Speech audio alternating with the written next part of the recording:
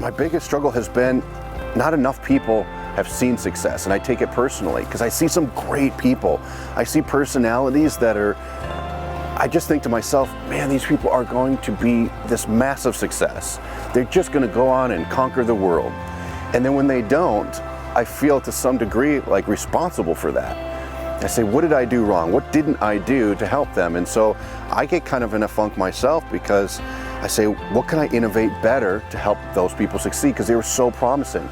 Yet I also see the flip side to that coin, and that is someone who shows very little skill or even motivation sometimes, but just does what they're told to a point where they don't deter from that.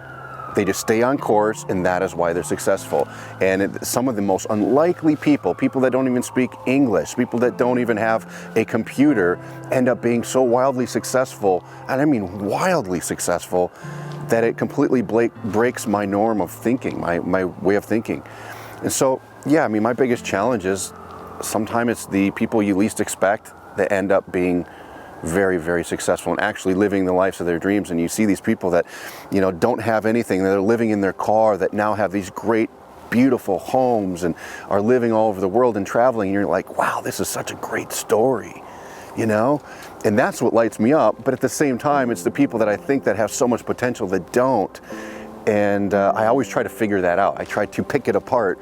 It's just my personality and say, creatively, how can we fix this? And, you know, and that's why I've gone on to build what I've built here. And the family that we have with this organization is just so powerful, because if I can't provide that, I know I have people around me that will help provide that.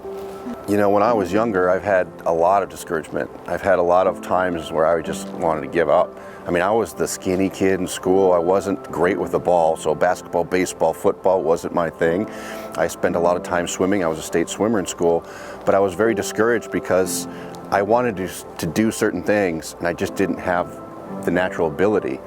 And so going into business, you know, there were times where I would sit there and I'd say, you know, when I was struggling, so you know what, I should maybe just go get a job. Maybe that's just the road I need to take. Maybe this thing is not going to pan out. And thank goodness I had somebody that could talk sense into me. Thank goodness I had people around me that said, you know, no matter what you do, you just keep pushing forward, you keep pressing forward, no matter what, good days and bad days, your actions always stay the same. And I've held that true. And I mean, there would be days I would just shut the door, turn off the lights, and I didn't want to talk to anyone, because I would have to negotiate with myself. Can I make this work? Can I make this happen for myself? And then, you know, reaching 30 years old, I made it, and I've seen such great success even then, and I missed the struggle. I thought to myself one day, this was like 5 years ago, I said, you know what, I almost missed the struggle. Because you do things while you're struggling and while you're pushing through the hard times, and you're discouraged and people aren't maybe supportive, that magic happens. It's unreal. And now, after I've seen such great success and had such abundance now, and my attention has shifted, but sometimes I sit back, I'm like, gosh, I miss those days when you creatively find ways just to pay your bills or to make it happen, and then all of a sudden things start falling into place. So, you know, sometimes it's not always greener on the other side. You know, sometimes you take the journey every day and you're thankful for it, because as long as you stay the course, you stay obedient to that, to your dream, to your goal, to what you want, the universe kind of gets out of your way and it kind of happens, you know. And it's the people that unfortunately don't stay the course, and that's where they fall short. Yeah, I think that it's important that people step back for a minute and say, you know, I have a choice. I have a choice to live this life and take advantage of it, and take advantage of opportunities that are set in front of me, or I could not take advantage of that and not embrace that and just live out my life thinking this is all I got dealt, because I've heard it so much. You know, these are just the cards I was dealt. I'll deal with it, you know, I'll get on with my day. But do you really want to live like that?